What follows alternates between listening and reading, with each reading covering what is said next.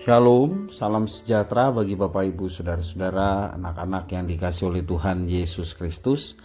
Berjumpa kembali bersama saya Pendeta Eka di dalam renungan firman Tuhan pada hari ini, hari Rabu 1 Maret 2023. Sukacita dan damai sejahtera dari Tuhan Yesus kiranya menyertai hidup kita sekalian. Puji nama Tuhan. Sampai pada pembacaan firman Tuhan hari ini, yakni kitab Yeskel pasal yang ke-37. Kiranya firman Tuhan memberkati hidup kita sekalian.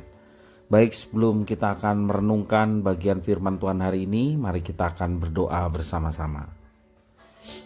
Tuhan Allah Bapa di sorga, di dalam nama Tuhan Yesus, kami datang padamu mengucapkan syukur terima kasih untuk setiap berkat penyertaan yang boleh kami alami dari hari ke hari. Dan biarlah semuanya itu menjadikan kami semakin mengenal pribadi Tuhan dan berkomitmen untuk hidup senantiasa dekat dan taat akan firman Tuhan. Terima kasih ya Tuhan, inilah diri kami sedia untuk belajar firman Tuhan. Mampukan kami untuk dapat memahami serta menerapkannya dalam hidup kami. Terima kasih Bapa, terpujilah namamu. Demi nama Tuhan Yesus kami berdoa. Haleluya, amin. Yeskel pasal 37 ayat 1-14, demikian firman Tuhan. Lalu kekuasaan Tuhan meliputi aku dan ia membawa aku keluar dengan perantaraan rohnya dan menempatkan aku di tengah-tengah lembah, dan lembah ini penuh dengan tulang-tulang. Ia membawa aku melihat tulang-tulang itu berkeliling-keliling, dan sungguh amat banyak bertaburan di lembah itu. Lihat, tulang-tulang itu amat kering. Lalu ia berfirman kepadaku, "Hai anak manusia, dapatkah tulang-tulang ini dihidupkan kembali?" Aku menjawab, "Ya Tuhan Allah, Engkaulah yang mengetahui." Lalu firman-Nya kepadaku, "Bernubuatlah mengenai tulang-tulang ini dan katakanlah kepadanya, hai tulang-tulang yang kering, dengarlah firman Tuhan. Beginilah firman Tuhan Allah kepada tulang-tulang ini, Aku memberi nafas hidup di dalammu supaya kamu hidup kembali. Aku akan memberi urat-urat padamu dan menumbuhkan daging padamu. Aku akan menutupi kamu dengan kulit dan memberikan kamu nafas hidup supaya kamu hidup kembali. Dan kamu akan mengetahui bahwa akulah Tuhan." Lalu aku bernubuat seperti diperintahkan kepadaku, dan segera sesudah aku bernubuat, kedengaranlah suara, sungguh suatu suara berderak-derak, dan tulang-tulang itu bertemu satu sama lain. Sedang aku mengamati, lihat urat-urat ada di daging tumbuh padanya. Kemudian kulit menutupinya, tetapi mereka belum bernafas. Maka firman-Nya kepadaku, "Bernubuatlah kepada nafas hidup itu.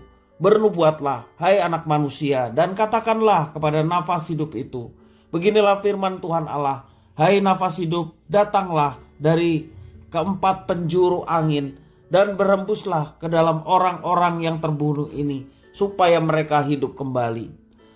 Lalu aku bernubuat seperti diperintahkannya kepadaku, dan nafas hidup itu masuk ke dalam mereka sehingga mereka hidup kembali. Mereka menjejakkan kakinya suatu tentara yang sangat besar. Firman-Nya kepadaku, "Hai anak manusia, tulang-tulang ini adalah seluruh kaum Israel. Sungguh mereka sendiri mengatakan, tulang-tulang kami sudah menjadi kering dan pengharapan kami sudah lenyap, kami sudah hilang.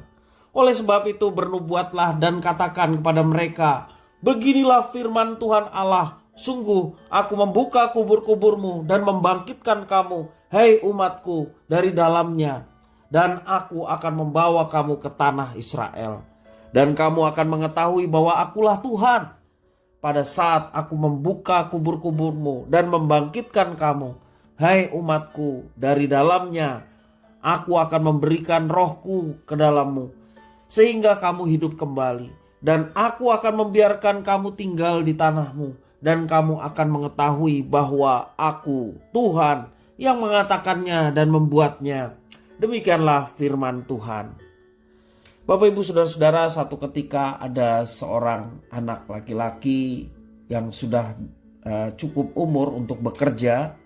Dia berusaha mencari pekerjaan. Dia berusaha rajin untuk mengirim lamaran. Namun belum ada satupun perusahaan yang bisa menerimanya. Sudah sekian lama dia mengupayakan itu, tetapi tidak kunjung datang pekerjaan itu. Kemudian ia mengalami yang namanya depresi dan hilang dari harapan. Kemudian ketika seorang sahabat mendatanginya, dia datang kemudian mengajak dia ke kuburan. Dan sambil menunjuk pada kuburan itu dia berkata, "Disinilah tempat orang yang tidak lagi punya pengharapan." Bapak Ibu saudara-saudara yang kasih oleh Tuhan, dari cerita ini kita mau belajar bahwa kalau kita masih hidup, artinya Tuhan memberikan pengharapan kita untuk menjalaninya. Jangan menjadi orang hidup tetapi sesungguhnya kita sedang mati, artinya tidak memiliki pengharapan. Bapak Ibu saudara-saudara yang kasih oleh Tuhan, pengharapan di dalam diri manusia menjadi sirna tak kala ia meninggal dunia. Menariknya kitab Yeskiel menunjuk pada pengharapan yang tidak biasa. Di tengah lembah penuh tulang belulang manusia, Allah bertanya, dapatkah tulang-tulang ini dihidupkan kembali? Ya, menurut ukuran manusia kita tentunya berkata mustahil. Sudah tulang kering akan dihidupkan kembali. Mustahil tulang-tulang itu akan hidup kembali. Akan tetapi Yeskiel tahu kalau di tangan Tuhan tidak ada yang mustahil. Karenanya Yeskiel menjawab, "Ya Tuhan Allah, Engkaulah yang mengetahui." Dalam ayat 1 sampai yang ketiga, Yeskiel menanggapi apa yang dikatakan Tuhan. Melalui nubuatan, tulang-tulang itu kemudian diubahkannya menjadi tentara yang sangat besar. Dalam ayat yang keempat sampai yang ke-10. Tulang kering ini menunjuk pada kehidupan yang mati tanpa pengharapan. Bukan secara fisik ya, tetapi secara rohani. Hidup tanpa tujuan, tanpa pengharapan, dan tidak lagi mampu melihat masa depan. Menghadapi situasi demikian, kuasa firman Tuhan benar-benar menjadi sesuatu yang sangat diperlukan. Daripada kita mengeluh, lebih baik kita memperkatakan firman Tuhan, sehingga hidup kita penuh dengan gairah, hidup kita penuh dengan pengharapan. Sebab firman Tuhan itu hidup, firman itu adalah perkataan Tuhan. Dan kalau Tuhan mengatakan sesuatu, pasti dia akan menggenapinya. Kalau Tuhan berfirman bahwa kehidupan kita mengalami penyertaan, pasti dia akan menyertainya. Kalau Tuhan berfirman bahwa jangan khawatir ketika aku bersama dengan engkau, masa depanmu ada di tanganku dan yang terbaik telah kusiapkan kepadamu. Kalau Tuhan berkata demikian, kenapa kita menjadi khawatir? Berpeganglah pada janjinya, maka dia yang akan menyatakan masa depan yang terbaik. Jadi Bapak Ibu Saudara, berhenti kita mengeluh dalam kehidupan ini. Mari daripada kita mengeluh, kita memperkatakan firman, memperkatakan sesuatu yang baik. Maka perlunya kita merenungkan firman Tuhan setiap hari, supaya tidak sedikit pun keluar dari mulut kita keluhan-keluhan yang sesungguhnya tidak berguna. Mengeluhlah kepada Tuhan, maka kita mendapatkan pengharapan. Bersandarlah kepada Tuhan, maka kita akan mendapatkan kekuatan setiap hari. Dan berjalan dengan Tuhan penuh dengan pengharapan, sehingga ada semangat, ada sukacita, damai sejahtera. Dan itulah yang membuat produktivitas kehidupan kita semakin meningkat. Bersama dengan Tuhan kita mampu melewatinya, bahkan meraih yang terbaik dalam setiap kehidupan kita.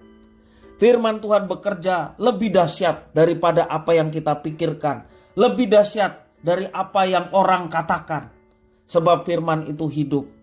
Mungkin kita dikatakan sebagai pribadi yang tidak punya masa depan. Gak masalah, sebab masa depan kita ada di tangan Tuhan.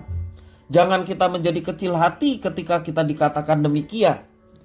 Mungkin juga kita menganggap bahwa diri kita sudah mati, bagaikan tulang-tulang kering di masa Yeskiel tadi. Jangan kita menjadi tulang-tulang kering yang tidak ada gunanya. Lepaskan segala beban kita, sandarkan hidup kita kepada Tuhan, maka kita mendapatkan gairah yang baru, semangat yang baru. Sukacita itulah yang melandasi kehidupan kita, maka kita dapat meraih apa yang boleh kita perjuangkan bersama dengan Tuhan, dan apa yang kita raih itu adalah keberhasilan. Bapak Ibu Saudara-saudara, ingatlah selalu bahwa bersama dengan Tuhan yang hidup, kita selalu memiliki pengharapan. Dan pengharapan yang Tuhan berikan tidak pernah mengecewakan. Pasti Dia memberikan yang terbaik dalam hidup kita. Seberapa keringkah pengharapan kita, mari kita bersandar kepada Tuhan. Bersama dengan Tuhan kita mampu melihat masa depan yang terbaik yang Tuhan sudah siapkan buat kita semua. Puji Tuhan, kiranya firman Tuhan memberkati kita. Kita berdoa. Tuhan Bapa di surga, terima kasih atas firman-Mu. Mampukan kami untuk menjadi pelaku-pelaku firman. Kami mau bersandar kepada Tuhan. Kami mau terus mengisi hati pikiran kami kebenaran firman Tuhan.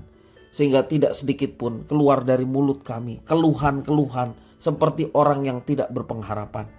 Tetapi kami mau memperkatakan firman Tuhan yang hidup.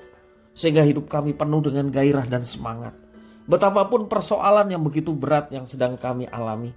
Betapapun masalah yang dari hari ke hari belum terselesaikan. Tapi firman Tuhan mengajar kami bahwa Engkaulah pengharapan kami. Tidak ada kekuatan selain daripada Tuhan.